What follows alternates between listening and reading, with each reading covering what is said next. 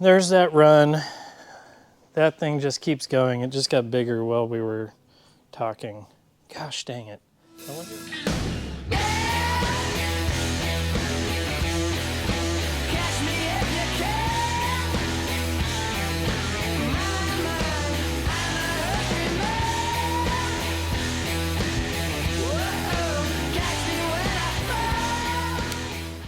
We're back in the shop on a late sort of Monday night. I was at work today and now we're in the shop, and I figured I would start messing around with the old D50. I've got this thing kind of mocked up with the brick red door and fender after going to the body shop or the frame machine over at Ben's place, and this thing's pretty good to go, but it's time to start finishing it up. I'm gonna have to end up bodyworking a bunch of this rocker area and fixing that a bunch still. It's close, but it's definitely not perfect yet.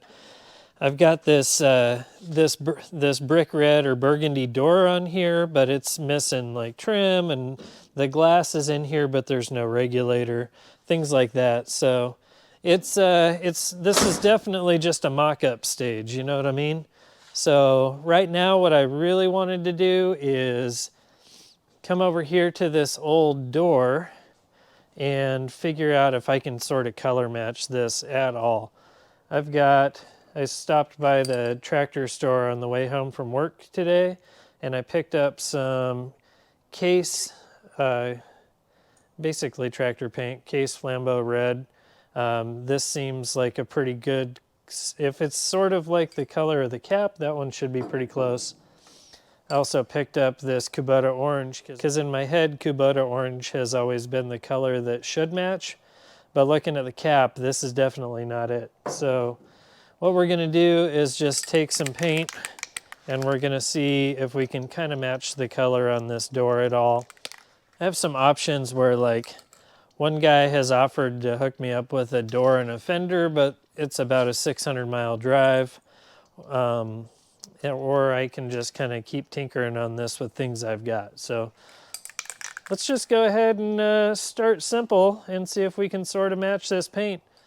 I'm not a big original kind of guy, so if the color's off a little bit or the graphics aren't perfect, that's no biggie to me. All right, I'm gonna scuff this up a little bit. We'll do a couple of test sprays and see if we have a paint that's even remotely close. I don't know, we'll find out. I'm going to use my favorite stuff, this Sprayway glass cleaner. I use this on all kinds of body and paint projects and cleaning things and cleaning glass. On this, we're just going to take some Scotch-Brite and some of that glass cleaner and just kind of give this thing a quick scuff and clean. Partly to get some of the oxidation off of the orange that's on here. This is just a single stage paint, so it's gonna have a bunch of like oxidation on the top layer of it. If we get some of that off, we'll have a little better idea. Look at that. We'll have a little better idea of what this thing might look like if it was actually like cleaned and buffed. There we go.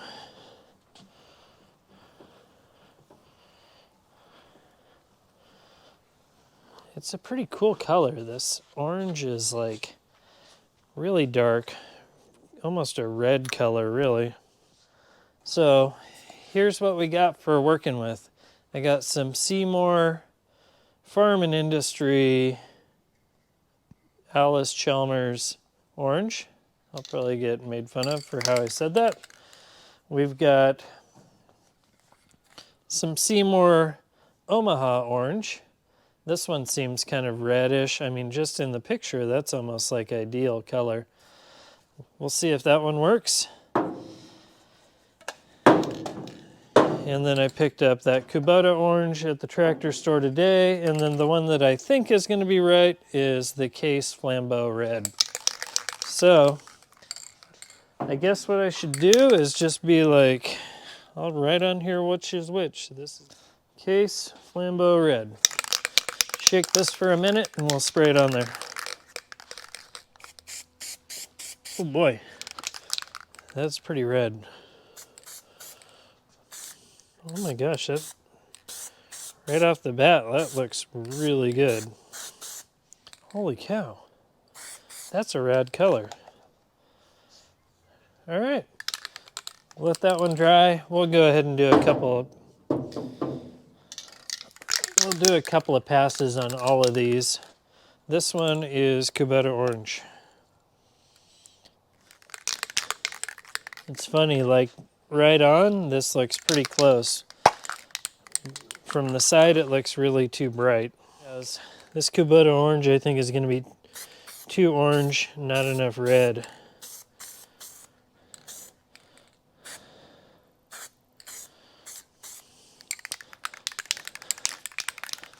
All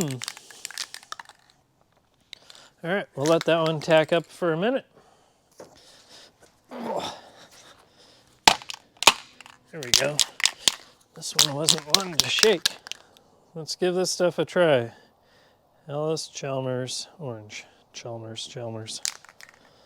Let's give it a little... Well, that one's seeming pretty red.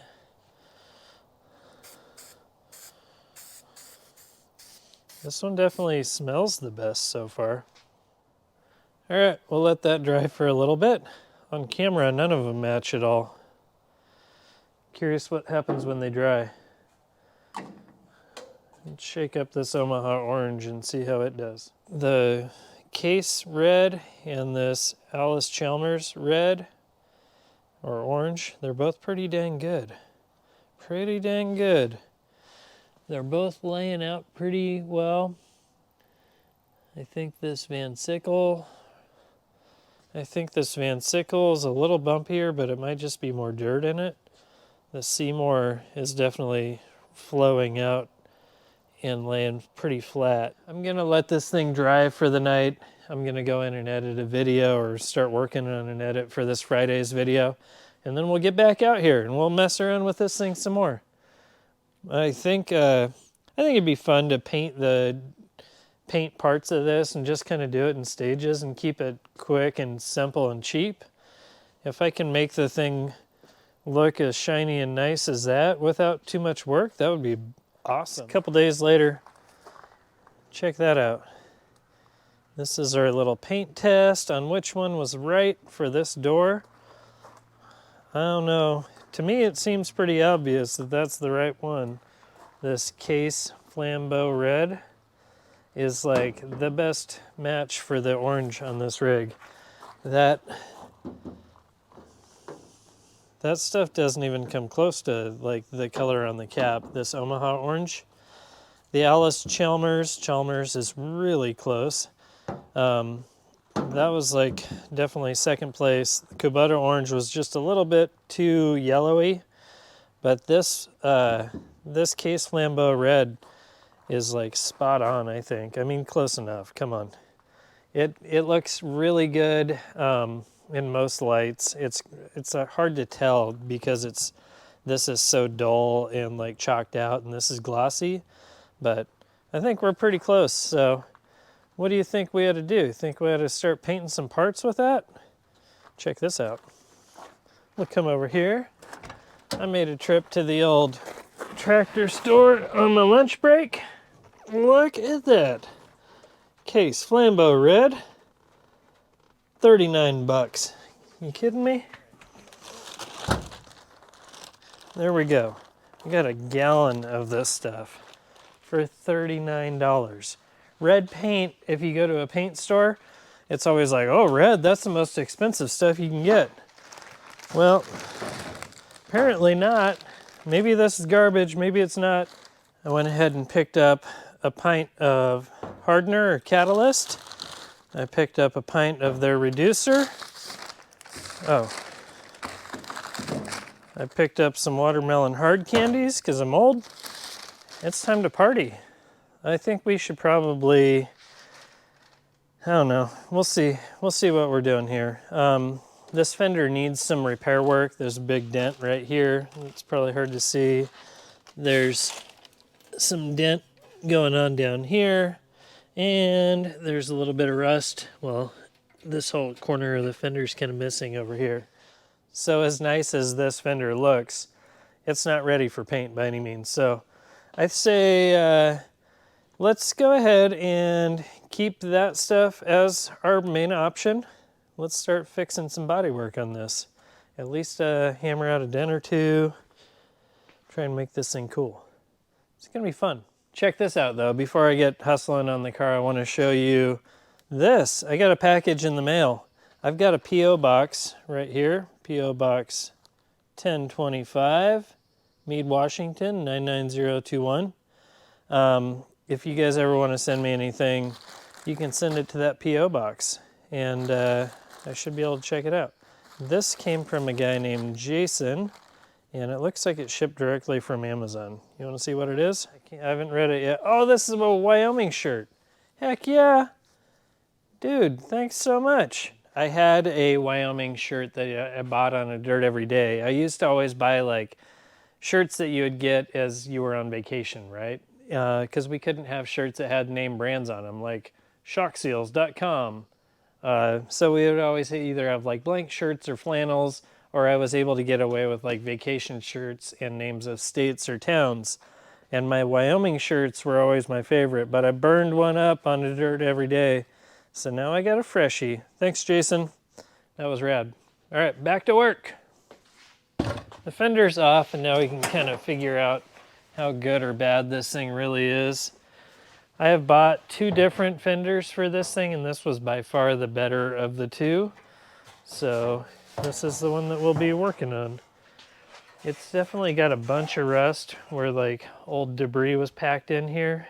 So it's not perfect by any means. We'll have to kind of figure out how much work this thing deserves, you know what I mean?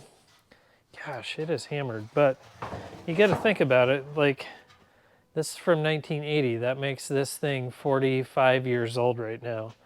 And when I was a kid, a 45-year-old car would have been like an antique. Holy cow. So the fact that this thing lasted this long and looks in this good a shape, that's not bad.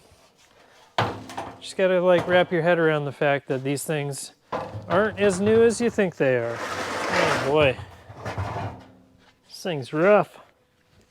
Let's start with just wire wheeling where we see rust or where there's a dent that's like we're gonna end up having to work on. There's one right there.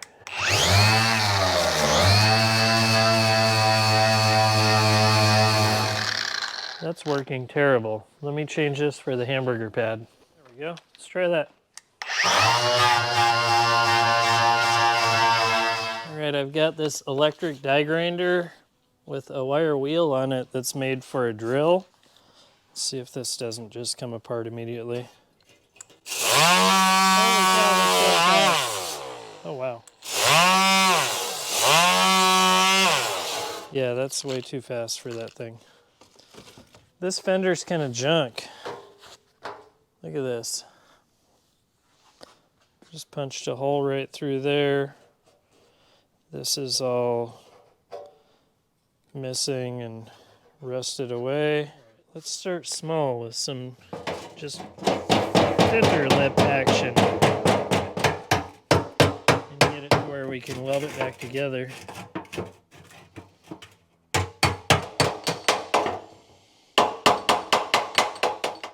That's coming together. This was all folded over. Kind of fixed that. This had a big kink in it. That's kind of fixed. And then there's a spot here where there was a crack. And it's at least kind of back together to where it can be welded up now. Let me kind of hammer this little corner around and fix some of this junk in here. And maybe we're onto something. Yo, we made it to Friday. I didn't get much work done on this thing throughout the week, but I did get my video posted and up and ready to go for today, so that's a win. Where were we on this thing? This was kind of a mess. Maybe I'll start by welding that up.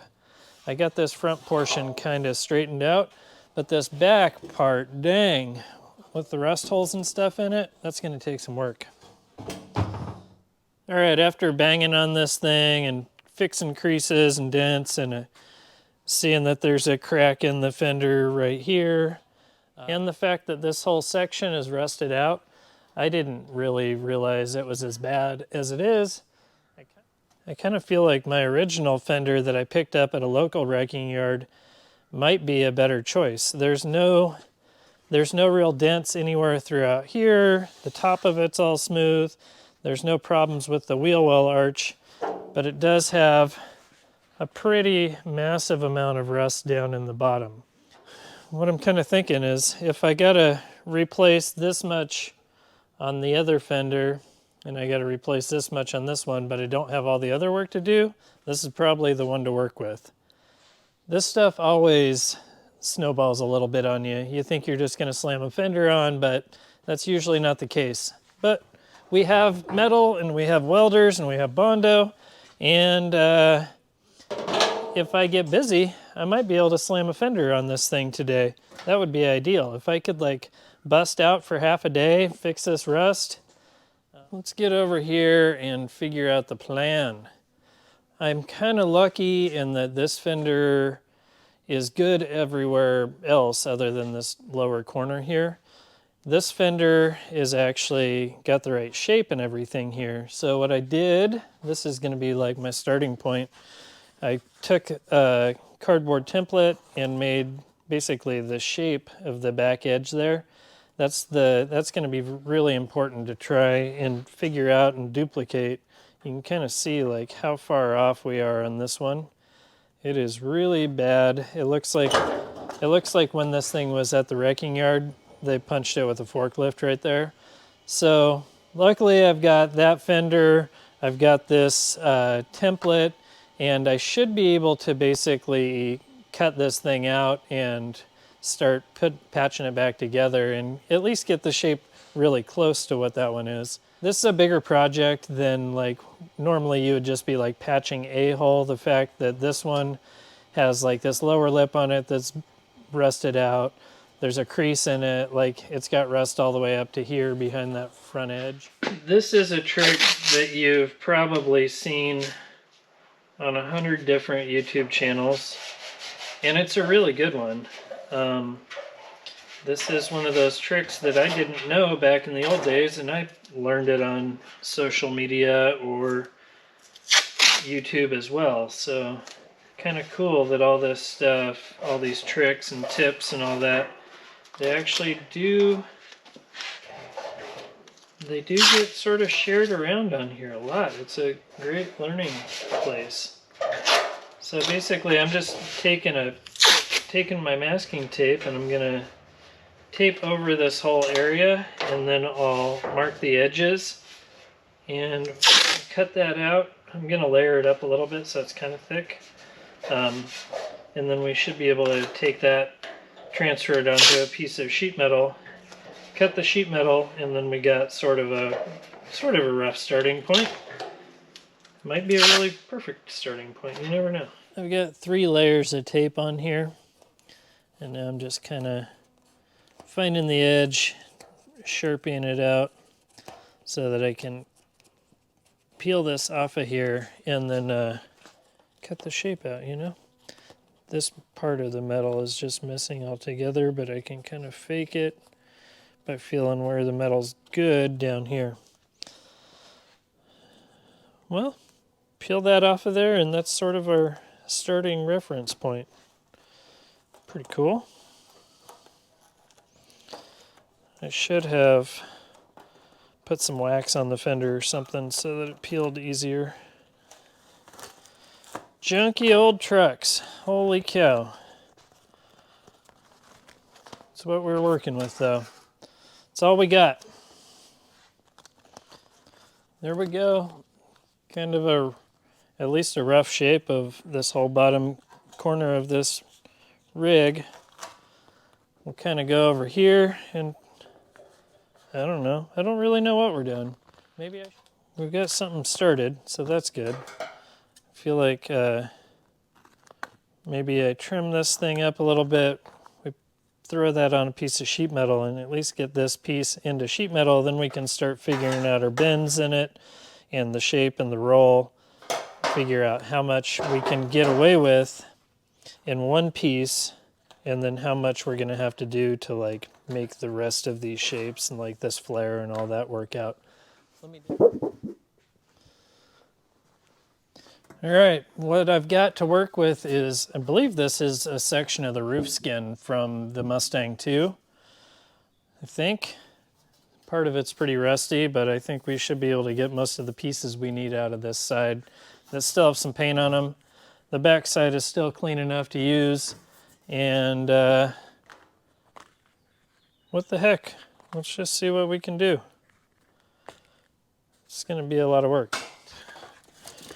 Get a reference mark, kind of where this sheet metal can start, and then I really just want to fix the things that need fixing. Like if I can just remove the bare minimum, that's what I'm going to try for. I'm also going to try to work with kind of round edges on this patch panel, just because like a round corner that's welded is less likely to show up later on in the bodywork than a straight up 90 heavy angle cut, you know. I can cut this. I'm just winging it, guys and gals. I don't know if I'm doing this right or not. I've done a bunch of rust repair in the past. I've always found like on these really thin import sheet metal fenders, man, it is hard to work with this stuff just because it's so flimsy. Heck yeah, we're making something happen now. I'm going to draw a fresh line here. This upper line is going to be my cut point. Now normally you would wait until you have that piece hammered out and shaped as best you can. But since we have that other donor fender, we can actually work the shape to fit on top of the other fender, and cutting this one out right now doesn't matter. But typically you would want to shape the metal to the piece you have just to get it close, and then you go and you do you cut the whole thing out. We're just kind of going a little bit wrong in the step process.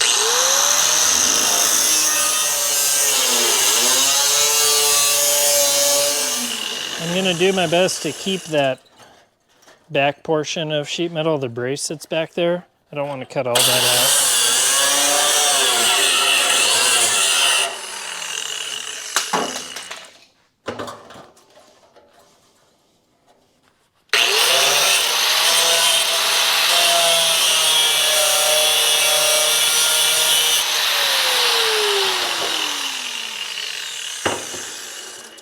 Junk.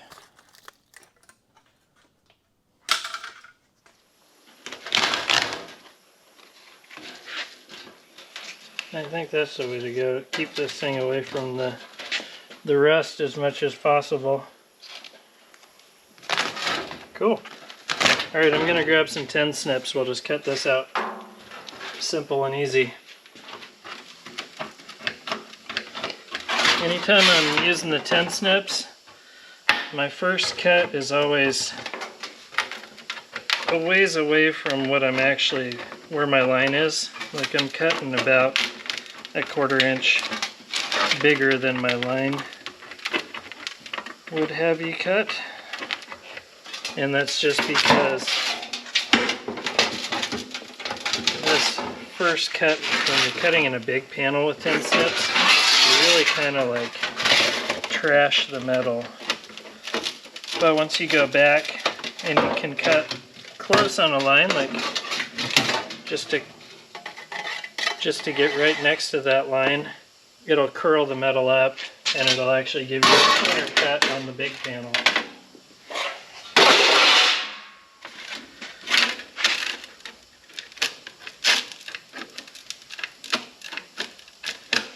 So once you're cutting right on your line, now the distortion is in that 1/4 inch piece that's gonna get thrown away and not in the panel that you're actually using. Here we go. I had a little malfunction with the microphone, so I don't know if the last clips came together, but we got the sheet metal cut out in the right shape. Basically what I'm going to do is kind of overlay it on this fender here and try to duplicate the body curvatures and lines and stuff the best I can. We'll get it pretty close. I don't really know how I'm going to get this, like this curve in here, but we'll figure it out. I'm going to just kind of start working it by hand and hammer and dollying on it. Maybe grab a block of wood so that I can sort of work through some stuff, and we'll see where we end up. After a little bit of back and forth, I've got this piece kind of just hand formed into a pretty close replica of the bottom of the fender. There's a couple of spots that are way off and a couple spots that are pretty close. I'm going to go ahead and sand up. It's just kind of got a different shape, like in this corner here, because I can't really figure out how to get this compound curve to go all the way down into here. So I think what I'm going to do is kind of tack weld it in where it's going to go on the other fender, and I'll get these holes. And at that point, if this thing can kind of be bolted onto the vehicle, I can kind of finish shaping it to the door and figure out how I want to address this whole corner. I don't have like the tools or the skills to really like make this thing perfect in one shot. So I do have enough skill to get it to where I can tack it in place and bolt the thing on and get us in the ballpark. And then if I need to like make a slit or add a piece of metal or cut a piece of metal out, then I can do that on the vehicle. But at least then it'll be like up against, it'll be hard mounted, and I'll have the door to reference too, so I know if I'm in the ballpark or not. So I'm going to finish sanding this out, and we'll kind of fit this in until the gap is like spot on.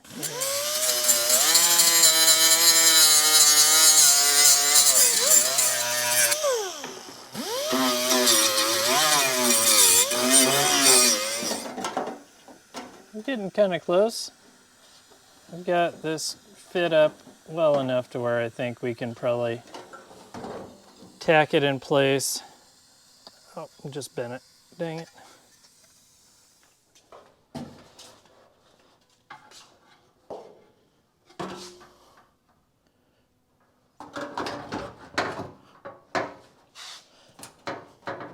I mean, so far so good. I like the blue. I like the blue better than that brick red.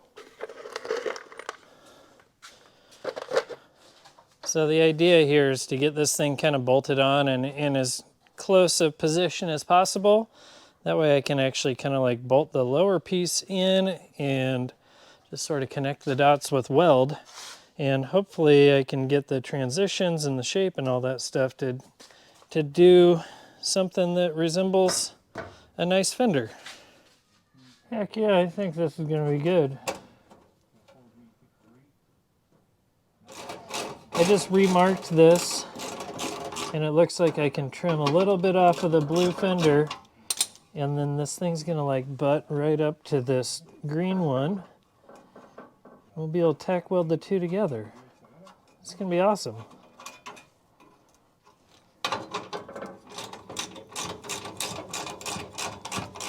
Is it going to be perfect?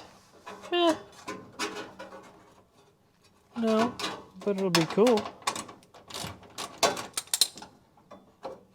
It doesn't have to be perfect.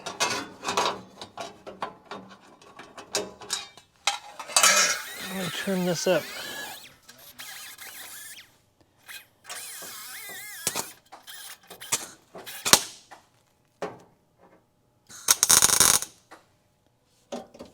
I think we're going to be all right.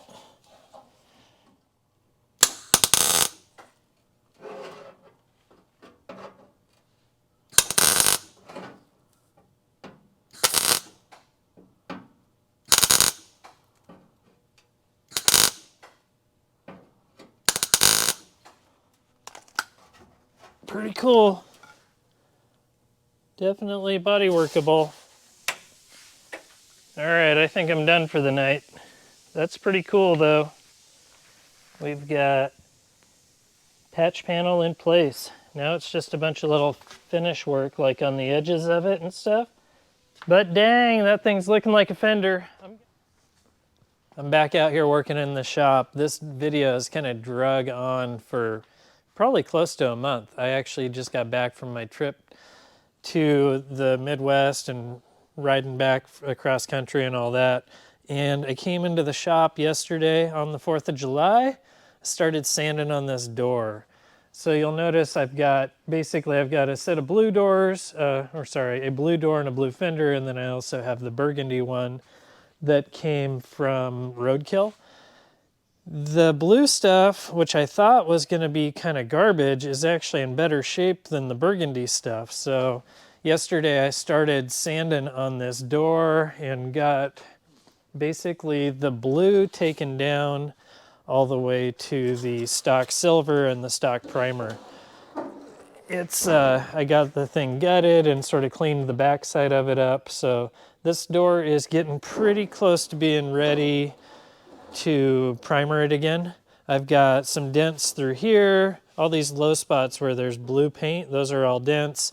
And then I'm gonna go up here and I'm gonna shave the holes for those big mirrors that it had. We'll figure out mirrors later on. But right now, I'm just kind of like stripping this paint. This is like an old paint job, probably like a Mako or an Earl Scheib. It's a single stage metallic, and it wasn't prepped very well. You can see how many chips there are just absolutely everywhere.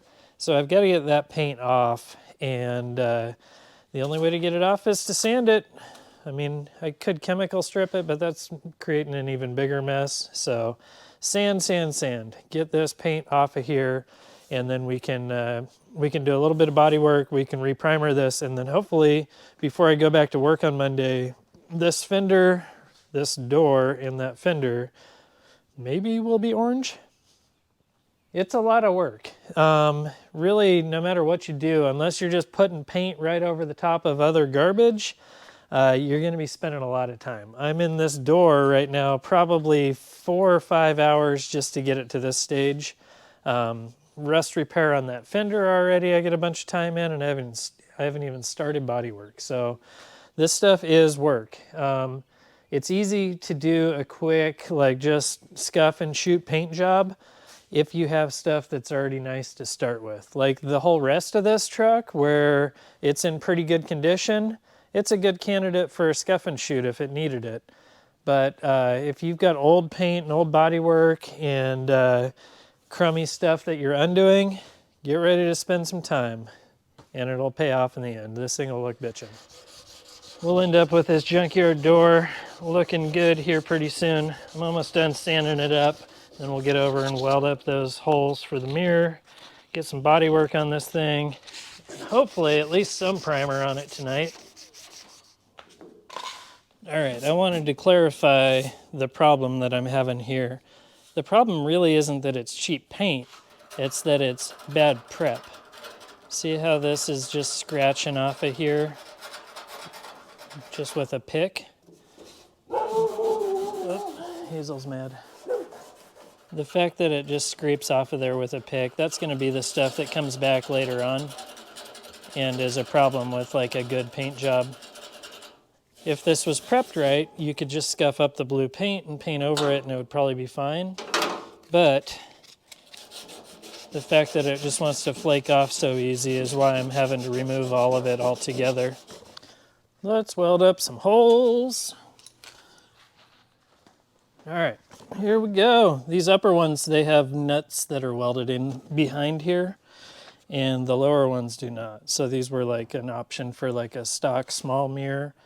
And then when they put those big old truck mirrors on here, they just like put a rubber plug down here and screwed into, kind of like you use in your house for hanging pictures. Let's weld this stuff up and see where we end up.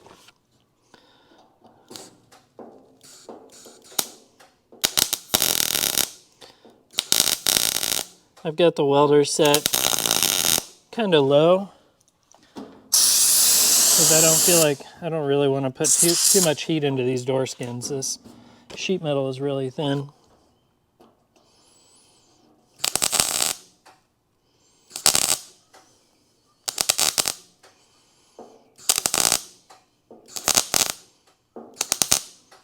There we go. That's welded up enough to where it won't be a problem with it cracking out or anything like that. Let's get this one welded up. These ones over here that don't have the nut behind them are going to be kind of more challenging.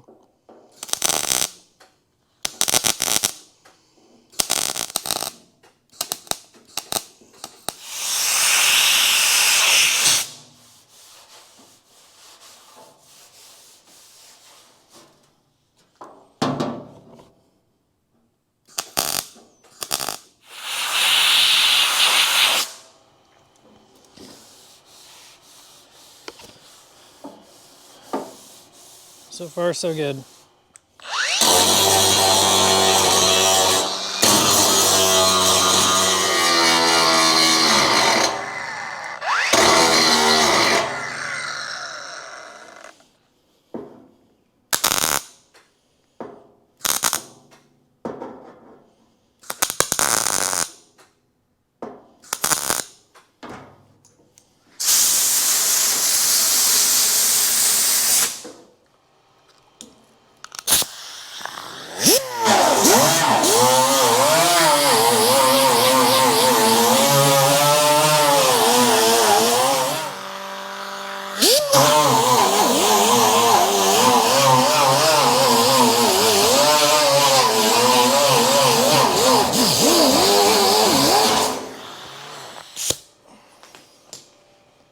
Those areas are ready for filler.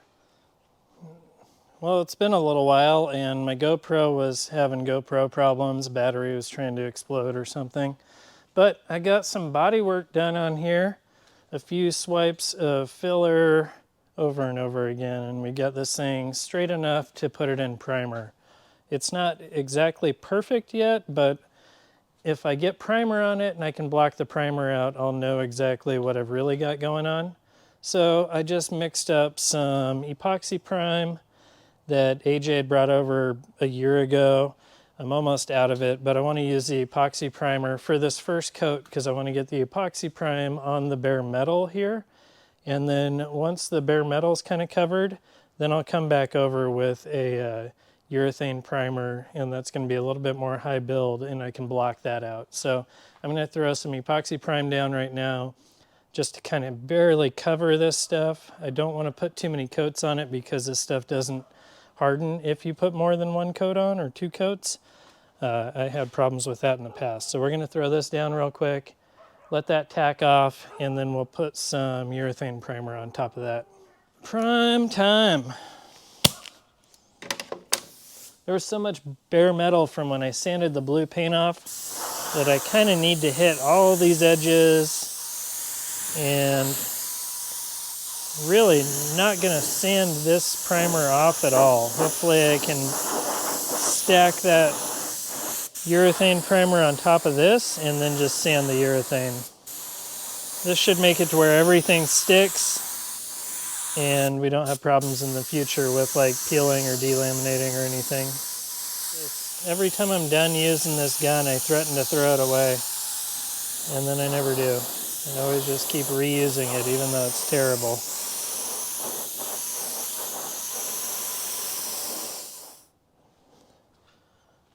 That's just epoxy primer. It's kind of soaking into all the open primer and biting into the bare steel and biting into that body filler, so I think we're doing good.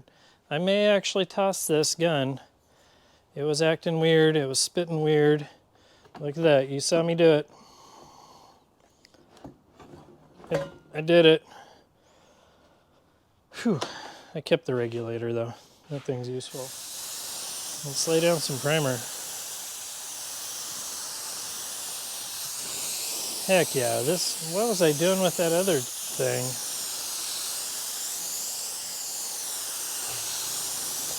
So this primer is going to go down pretty thick, but I'm just going to kind of get it thick on this door skin where I'm going to be able to block it back out. I'm not even going to bother like trying to get it on this upper door frame. In fact, I'm going to try to avoid the upper door frame with it. because I don't want to have to sand it as much. But this is gonna help me block out any waves that are left from all that bodywork that was up in this area here.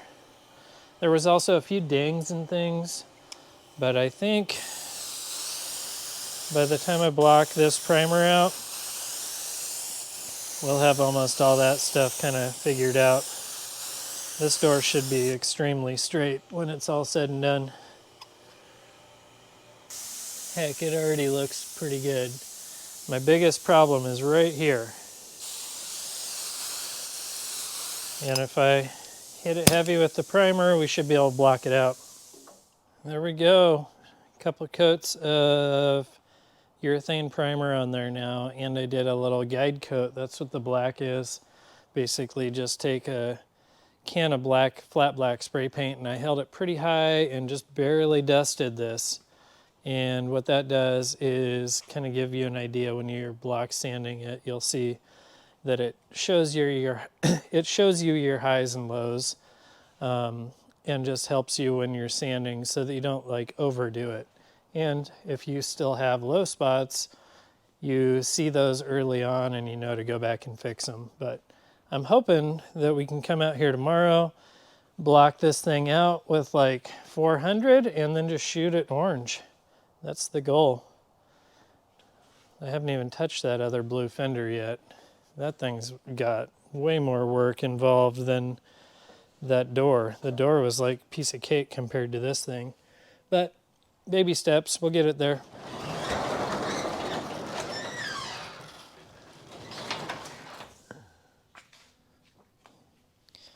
All right, it's Sunday morning. Let's see how this thing turned out. I'm just gonna put my hand right in it. It's pretty dry. Pretty dry. So the goal is to come out here and like scuff this, like block it out and paint it. I guess I need to start blocking it, see if it's actually dry enough to. It feels like I could still put a fingernail in it, but dang. For a junkyard door, this thing looks amazing. This thing's pretty cool now that it fires up and runs.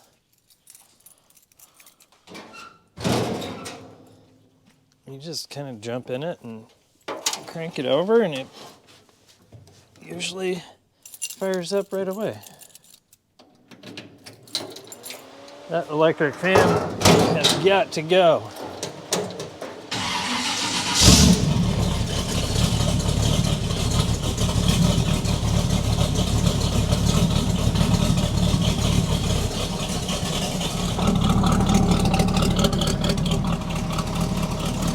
Let that thing run for a second. I don't like firing them up and then shutting them right off.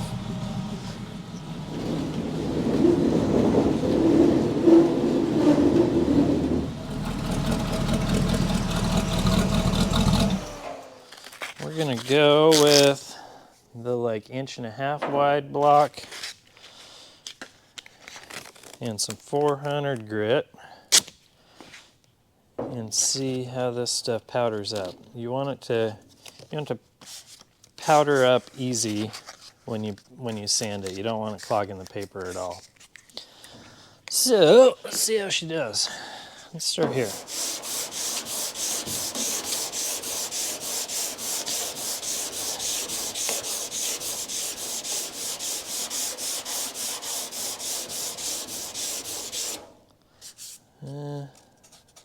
It's getting some paper clogging going on. Yeah, you can see there it's kind of like clogging the paper a little bit, getting these little chunks in there.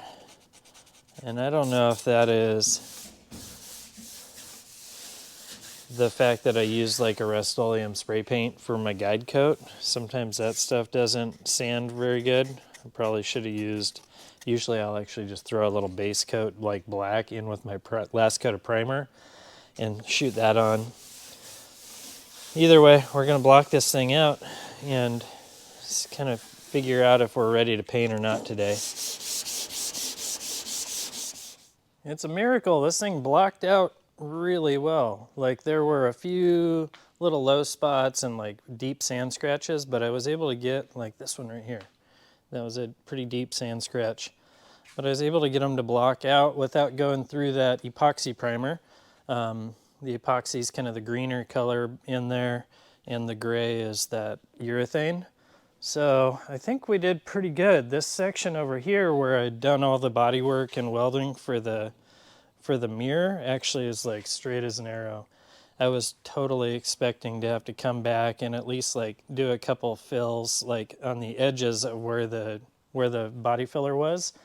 But no, it turned out. So I've got the heat lamp on it. Again, I'm just using this this little inexpensive one from the auto parts store, Performance Team infrared heater. And I'm just kind of baking this right now just to try and get any of the solvents out of there that might not have dried yesterday. Probably should have done this yesterday while the primer was still wet, but now that it's like at least blocked and the pores are opened up, it should be able to release whatever it needs to. We'll get that thing baking for a little bit. I'm just gonna kind of Scotch-Brite the edges of everything, and we're gonna shoot some paint on this thing. Good, bad, or indifferent. This thing's gonna be orange here in a minute. Heck yeah. I'm gonna get some baling wire on here, and then I've got these hooks that I use for hanging calipers. I think these will work to like hang in that door jamb and get into where it's just putting pressure on where it doesn't matter if it's got paint or not. Let's see how this works. So that thing's all blown off and the other side is taped where the window regulator and stuff goes. This is the paint we're using. Van Sickle tractor paint, Case Flambeau Red. This is, out of all the paints that I like rattle canned on there, this one was the one that seemed to be the closest and I liked the most. I went ahead and bought their catalyst and their reducer. I think you can get away with using like naphtha thinner as the reducer, but I wanted to buy the stuff that they suggest so that I can hopefully get the best results out of this stuff. I want to paint this truck kind of one panel at a time and work my way around it as I have time to do so. So that was my thought process on going with the Van Sickle. And then you'll see I've also got some Poppy's glossed out clear coat here. I've used this a bunch of times and I want to try this trick where the final coat of the single stage paint, you mix it 50-50 with some good automotive clear. So that's why I've got that out here. I need to go wipe the thing down, and we're gonna use that gun I was shooting the primer with last night. We'll see how it goes. It should be good, or it'll suck. We'll find out. I love the orange that this truck is, and I like the stripes and stuff, but I'm not super hung up on the stripes. I feel like factory stripe packages are cool, but you've got to figure like the factory was trying to duplicate what was cool at the time, and usually they get the mark off just a little bit. I kind of want to see if I can duplicate, well, I kind of want to see if I can actually do some cool like 80s graphics on this thing at some point, but maybe if this thing's just all one color orange, it's going to look sick. We'll see. All right, we're getting close. We'll be shooting this door orange in no time. This paint doesn't seem too awful strong, like as far as the smell of it, so that's good. Let's see if this works. Let's see if I'm gonna ruin this door that I only paid like 18 bucks for. Here we go. Start on the side that not everybody's gonna see. Oh my gosh, that is bright. Holy cow.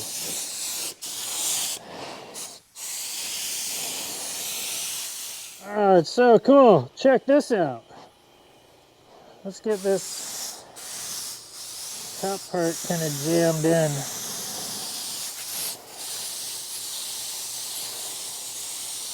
Man, I want to paint everything.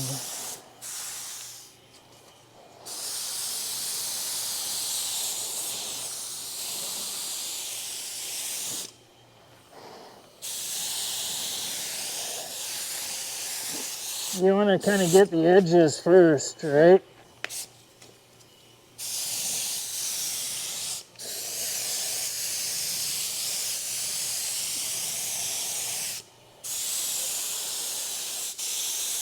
Get it kind of light coat on here just to tack up, kind of soak into the bodywork a little bit.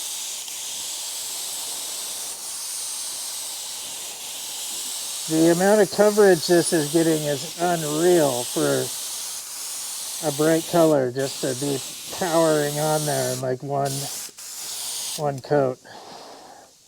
Oh, look at that! Got an orange door! Man, that is awesome. I'm going to let that tack for a minute. Here goes coat number 2. The third one will be the one that ends up with the clear in it. This one's really just kind of making sure I got good coverage. But I don't want to run it. I had like a run start and trying right there by the key lock.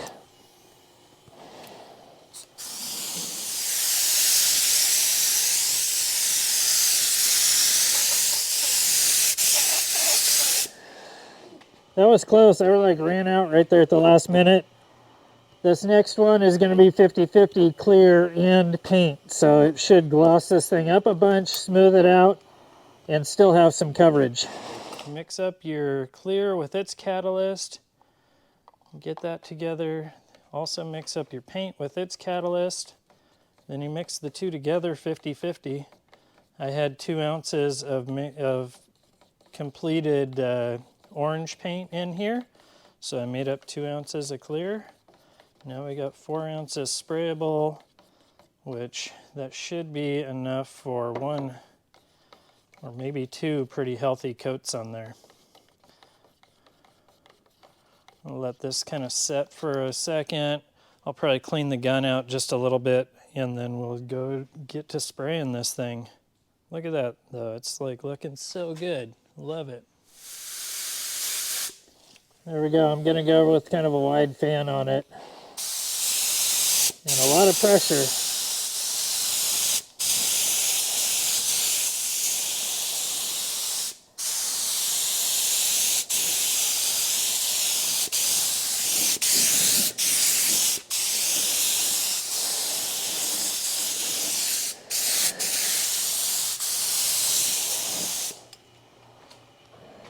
How's it looking? It looks good. It doesn't look as good as if I just ran clear though, or shot clear. Let's get one more coat on the door overall and see how it looks.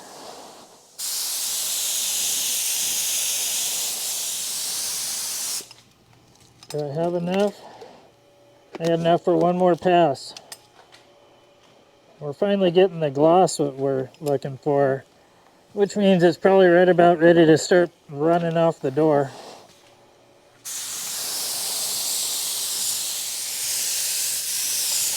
There it is, that was it. That's all we got. Rad.